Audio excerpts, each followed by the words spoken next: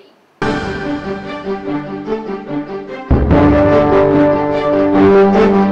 शहरातील धोकादायक झालेल्या 181 स्वच्छतागृहांच्या साफसफाईसाठी ठाणे महानगरपालिकेला मिळाला अखेर मुहूर्त। दिव्यातील डंपिंग बंद न केल्यास रहिवाशांनी दिला आंदोलनाचा इशारा। अखिल भारतीय विद्यार्थी परिषदेचे 13वे राज्यस्तरीय विद्यार्थी साहित्य संमेलन होणार ठाण्यात। पार्लाच्या नावाखाली कुंटणखाना चालविणाऱ्या महिलेस ठाणे सत्र न्यायालयाने सुनावली 3 वर्षे सक्तमजुरीची शिक्षा। ठाणे महानगरपालिकेतील कार्मिक विभागाच्या गलथान कारभारामुळे 25 अधिकारी व कर्मचाऱ्यांची दिवाळी गेली अंधारात।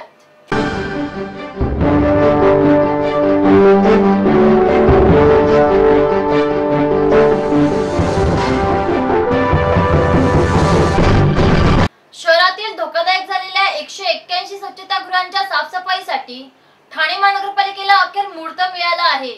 शहरातील धोकादायक झालेल्या 181 स्वच्छतागृहांच्या साफसफाईसाठी ठाणे महापालिकेला अखेर मुहूर्त मिळाला असून येत्या 2 दिवसात या कामाला सुरुवात होणार आहे। अनेक महिन्यांपासून साचून राहिलेला मल उच्च दाबाने बाहेर काढण्याचा निर्णय घेण्यात आला आहे।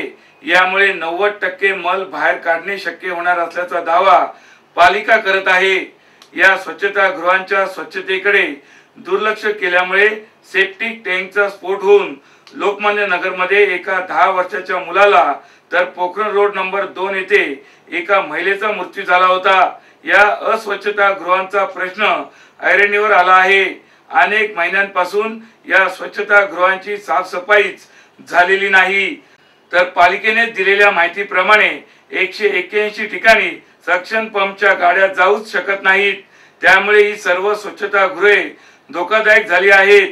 लोकमान्य नगर परिसरात घडलेल्या घटनेनंतर पालिका आयुक्त असीम गुप्ता यांनी पालिका अधिकाऱ्यांची तातडीने एक बैठक घेऊन ठाण्यातील सर्व स्वच्छतागृहांच्या परिस्थितीचा आणि साफसफाईच्या यंत्रणेचा आढावा घेतला होता। या बैठकीत पालिकेची सफाई यंत्रणा सक्षम नसल्याचे स्पष्ट झाले होते। ज्या 181 ठिकाणी साफसफाई झालेली नाही त्या ठिकाणची साफसफाई त्वरित करण्याचे आदेश देखील पालिका आयुक्तांनी दिले होते। या बैठकीनंतर पालिका प्रशासन येत्या 2 दिवसांमध्ये सफाईच्या कामाला लागणार असून यासाठी एका खासगी एजन्सीची नियुक्ती देखील करण्यात आली आहे। मोठा पाईप लावून तसेच हाय प्रेशर पंपचा वापर करून साठलेला मल बाहेर काढण्यात येणार असून तो ड्रेनेज मध्ये सोडण्यात येणार आहे। ज्या ठिकाणी ड्रेनेज मध्ये सोडणे शक्य होणार नाही त्या ठिकाणी टँकर मध्ये भरून दुसरीकडे टाकण्यात येणार आहे। ठाणे महानगरपालिका हद्दीत घर घेताय का? मग ते अनधिकृत तर नाही ना याची खातरजमा करा। अनधिकृत घर घेणं हा विकणाऱ्यासोबत विकत घेणारा देखील तितकाच दोषी असतो। तेव्हा घराची डोळस खरेदी करा। आपली कुठे फसवणूक तर होत नाही ना यासाठी ठाणे महानगरपालिका मुख्यालयातील 4थ्या मजल्यावरील बांधकाम विभागात घराचा सर्वे नंबर, टिक्का नंबर याची खातरजमा करा। घराचं स्वप्न अवश्य करूया साकार, पण अनधिकृत घराचा नका करू कधीही विचार। अधिकृत घर म्हणजे उद्याची देखील निश्चिंती। अनधिकृत घराचे दार म्हणजे डोक्यावर कधीही तोडण्याची टांगती तलवार। जगणं तुमचं होऊ दे सुरेल गाणं, स्वच्छ सुंदर आणि अधिकृत घरांचं हसरं ठाणं। ठाणे महापालिकेतर्फे जनहितार्थ प्रसारित। दिव्यातील डंपिंग बंद न केल्यास रहिवाशांनी आंदोलनाचा इशारा दिला आहे। ठाणे शहरात दररोज गोळा होणारा सुमारे 200 मेट्रिक टन कचरा दिवा शिळपाटा रस्त्यावरील डावले खर्डीपाडा गावानजीक मुख्य रस्त्यालगतच्या मोकळ्या भूखंडावर टाकला जात आहे। या कचऱ्यामुळे गावात दुर्गंधीचे साम्राज्य पसरले असून रोगराईचे थैमान सुरू आहे। पालिकेने हे डंपिंग ग्राउंड तातडीने बंद न केल्यास प्रखर आंदोलन छेडण्याचा इशारा ग्रामस्थांनी दिला आहे। दिवा गावानजीक पालिकेने 5 वर्षापूर्वी डंपिंग ग्राउंड खासगी जागेत सुरू केले। दिवसाकाठी टाकला जाणारा 200 टन कचरा कोणतीही शास्त्रीय प्रक्रिया न करता जाळला जातो। त्यामुळे दुर्गंधी सोबत या भागात धुराचेही साम्राज्य असते। डंपिंगच्या वासाने मळमळणे, डोके दुखणे, उलट्या होणे असे त्रास स्थानिकांना होत आहेत। गेल्या महिन्याभरात दिवा परिसरात डेंग्यूचे 28 तर मलेरियाचे 36 पेशंट आढळले आहेत. कचऱ्याचे डंपर भर वस्तीतून सतत ये जा करत असल्याने अपघाताची भीती वाढली आहे. आता तर खाडीतही डंपिंग सुरू झाल्याची ग्रामस्थांची तक्रार आहे. दिवा येथील डंपिंगचा त्रास स्थानिकांना मोठ्या प्रमाणावर होत आहे. त्यामुळे आयुक्तांनी येथे येऊन पाहणी करावी व डंपिंग बंद करून नागरिकांना दिलासा द्यावा अशी मागणी ग्रामस्थांनी केली आहे. बघता बघता मुलं मोठी होतात आणि त्याच बरोबर मोठी होतात त्यांची स्वप्न. त्यांच्या ह्या स्वप्नांची, भविष्याची आणि सुखद आयुष्याची जबाबदारी TJSB ची.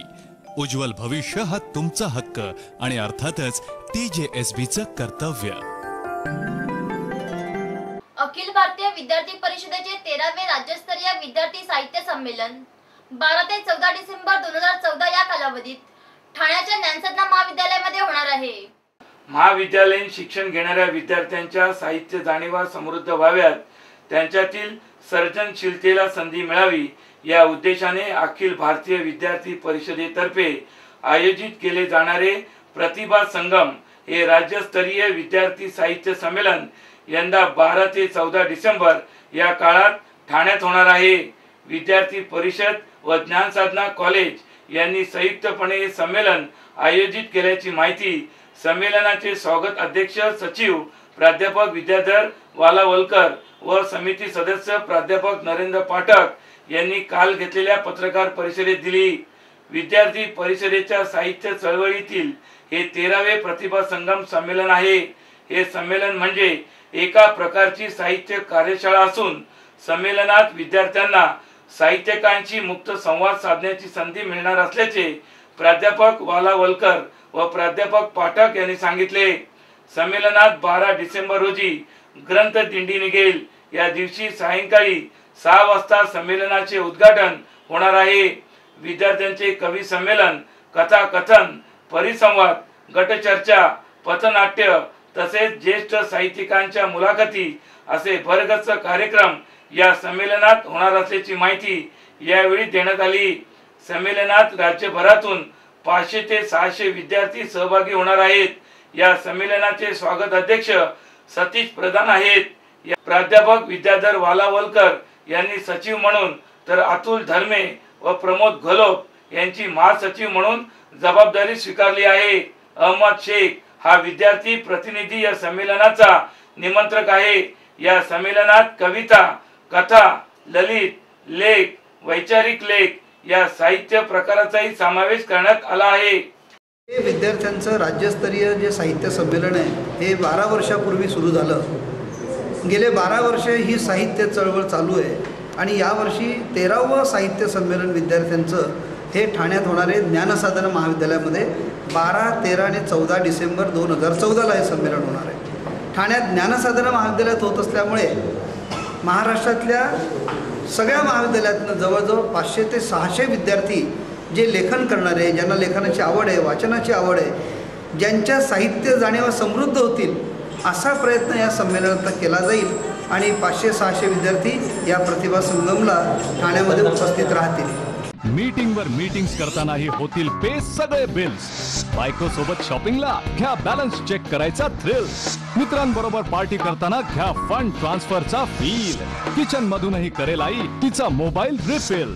सर्व काही होईल शक्य जर असेल हाती TJSB मोबाईल बँकिंग. पार्लरच्या नावाखाली कुंटनखाना चालविणाऱ्या महिलेस ठाणे सत्र न्यायालयाने 3 वर्षे सक्तमजुरीची शिक्षा सुनावली आहे.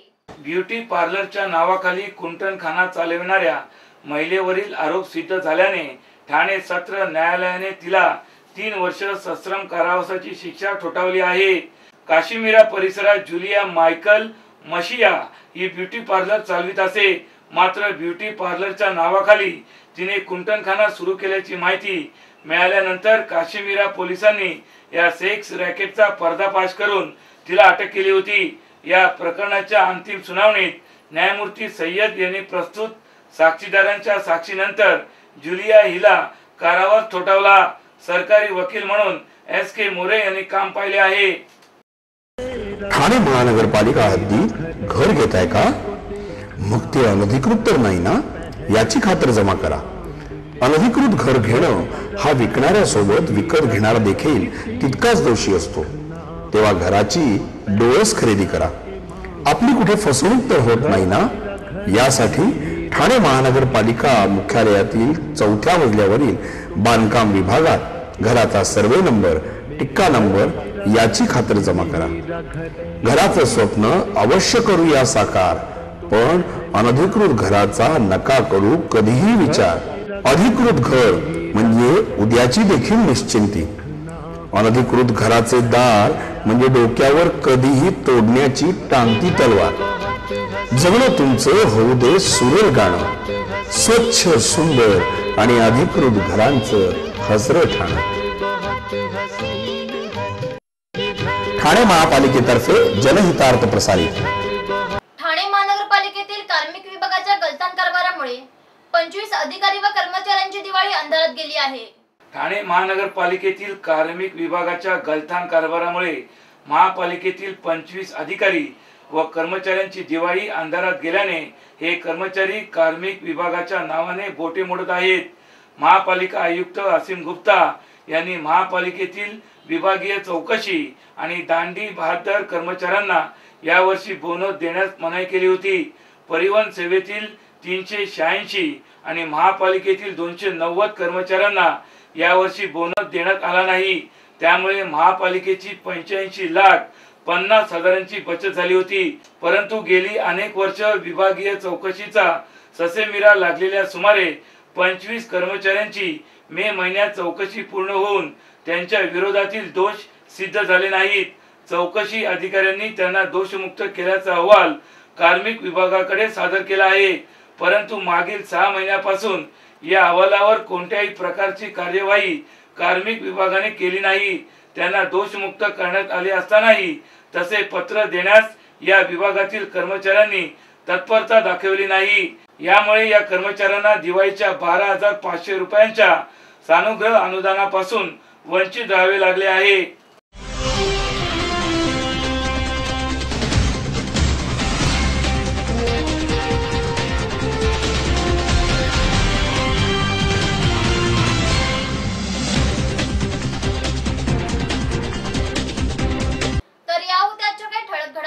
उद्या पुन्हा भेटू याच वेळी याच ठिकाणी.